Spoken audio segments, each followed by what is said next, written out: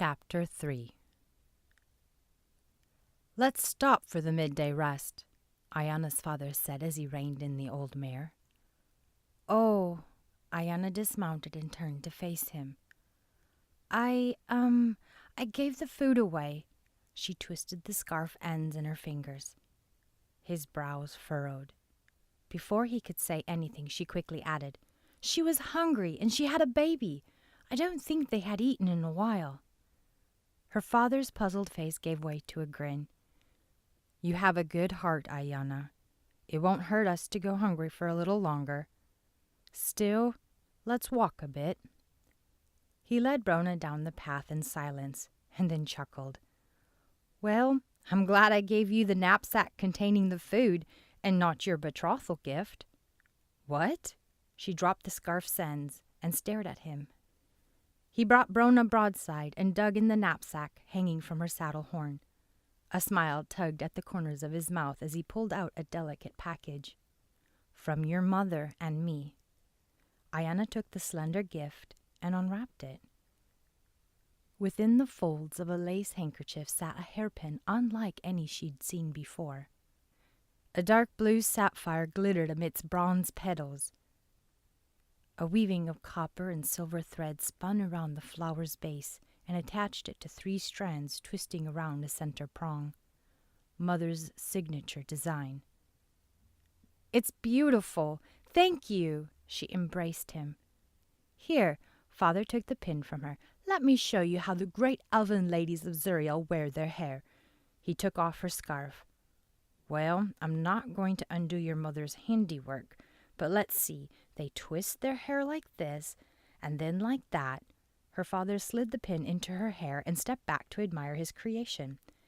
"Then again, maybe not. We'll just slide it into the ribbons and let your mother show you how to pin it with your scarf." She laughed as tears stung her eyes. "Thank you, Father. Better put your scarf on before your mother catches you without it. She won't let you hear the end of it." Ayianna rearranged the scarf around her head.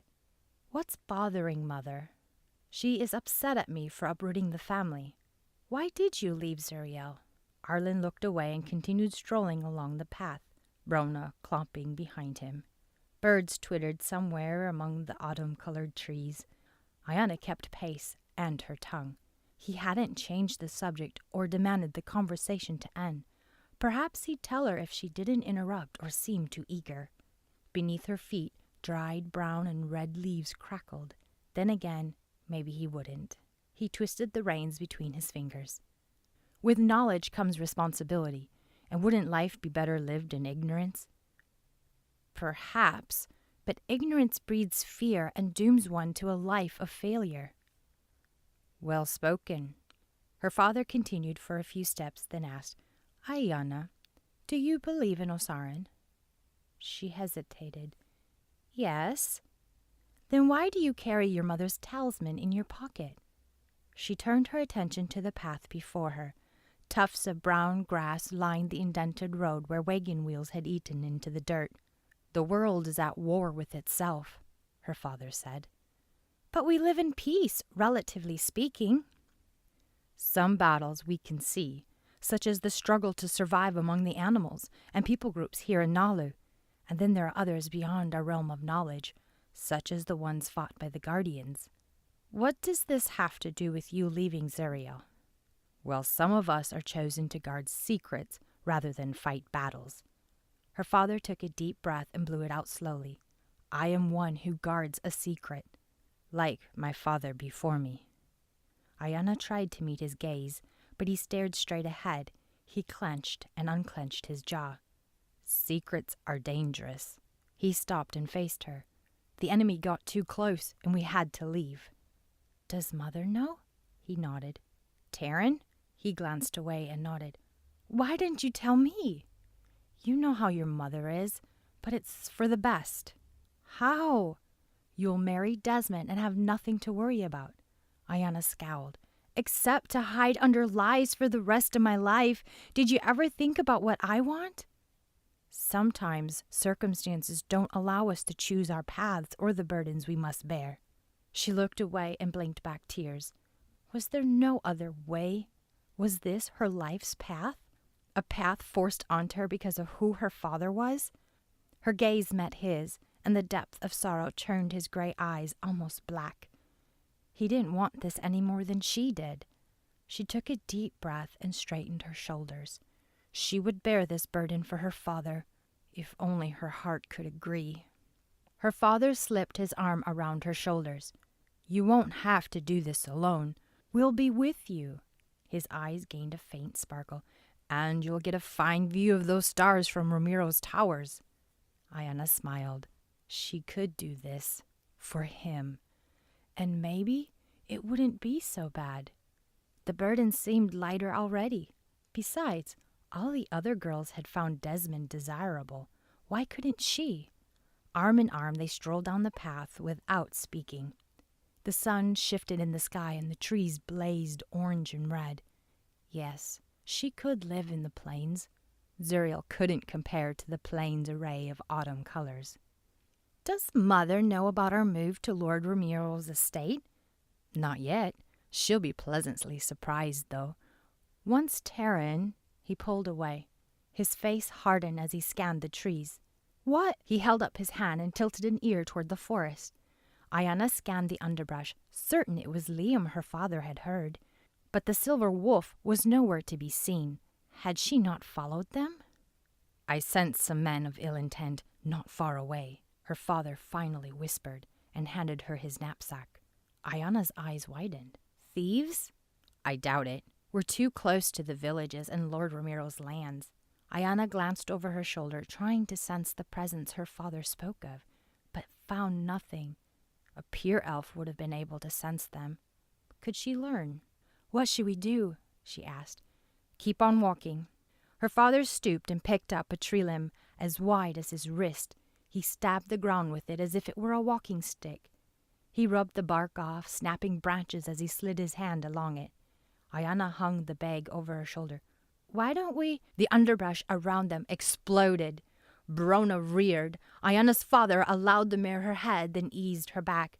6 men dressed in red and black clothes fanned out in front of them, brandishing short, fat swords.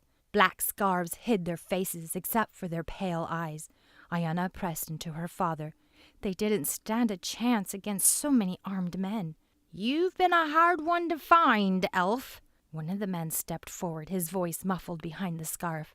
Arlen pressed the reins into Ayanna's hand. "Take Brona and go." His glare never left the advancing men. He balanced his newly acquired walking stick in his hand. Ayianna couldn't leave him outnumbered. Why didn't they just mount up and flee together? "Kill the girl, but she wants him alive," the man ordered as he lunged and slashed his sword in front of him.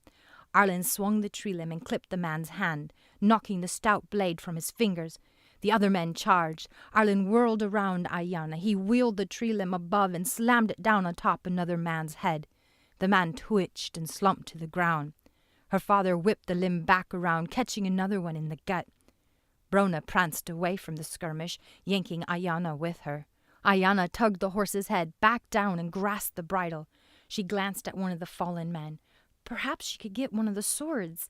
She reached for one, but Brona struggled against her, unwilling to move closer. The mare spun around, jerking Ayianna off balance. A man approached. His black scarf had been pulled away from his face, revealing a dirty mustache and beard. Ayianna glanced at her father, and her heart sank. 3 men surrounded him, and he was doing his best to keep them at bay. The man continued to advance. Ayianna swung Brona around and tried to use her as a shield, but the horse shied away from the man and pushed Ayianna toward the fighting men. Her father still held his ground against them, but for how long? Suddenly, the man was next to her.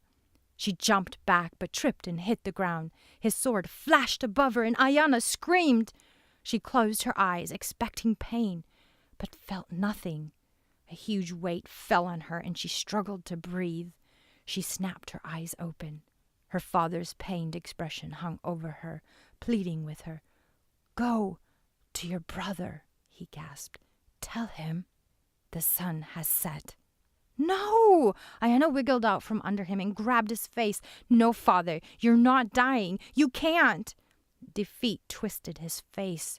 Fear and pain burned in his gray eyes, the fire slowly fading from his gaze. His hand brushed her cheek. "Tell him the morning star is forever locked in stone." "No, father, I can't leave you like this." She dug her hands under his shoulders and tried to lift him. His body sagged, and he slipped through her fingers. She slumped next to him, laying her forehead on his back. This was all her fault. The blade had been meant for her. If she had listened, she could have gone for help. Instead, her actions had killed her father. They had wanted him alive. Her eyes burned and her vision blurred. "Go!" he gasped and coughed. Tears poured down her face as she squeezed his hand one last time. She couldn't think about it. She had to go, to leave him and do what he said. She willed herself to obey. Where had Brona gone? She eyed the group of men. They argued and called each other profane names. She spun around. A couple of yards away, the mare struggled in the underbrush, the reins tangled in the limbs and thorns. Ayianna darted to her side and yanked the reins free. She mounted quickly and chanced one more glance at her father's prostrate body, the hilt of the sword protruding from his back. Her chest constricted and she gasped. How could she leave him like this? "You fools! The girl is escaping!" one of the men yelled, and they rushed toward her. Ayianna wheeled Brona about and pressed her heels into the mare's flanks, hoping the men didn't have horses hiding among the trees.